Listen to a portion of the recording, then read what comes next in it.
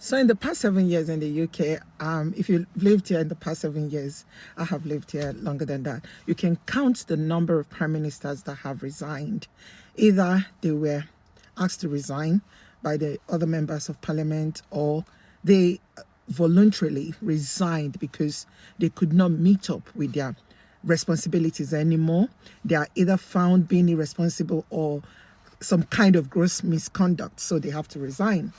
So which brings me to the topic of leadership, okay, not being a privilege, but, a responsibility. In Africa, this is where the problem is. Our leaders, where they have failed the people, is because they think leadership is all about privileges. Like they want to get into that place to have the opportunity to make well their family members and their friends. They're not thinking about the people's safety, the security, and the economy.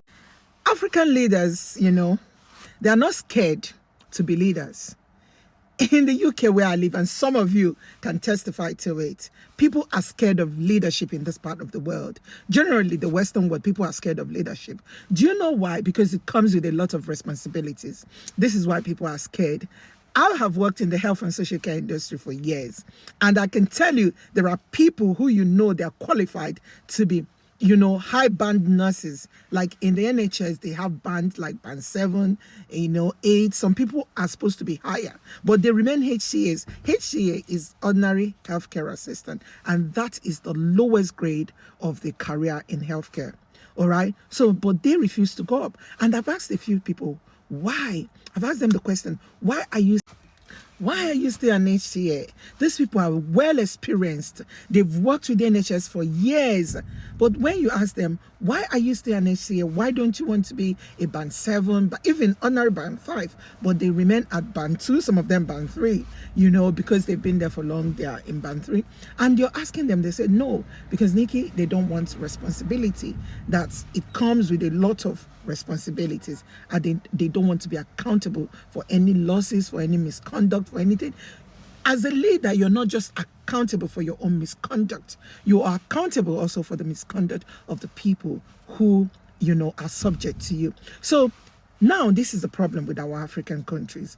People are in a hurry to assume the positions of leadership. They're not scared of what goes wrong. They don't even care how it affects the people, their lives, their security, jobs, the youth, young people, women, children. They don't care.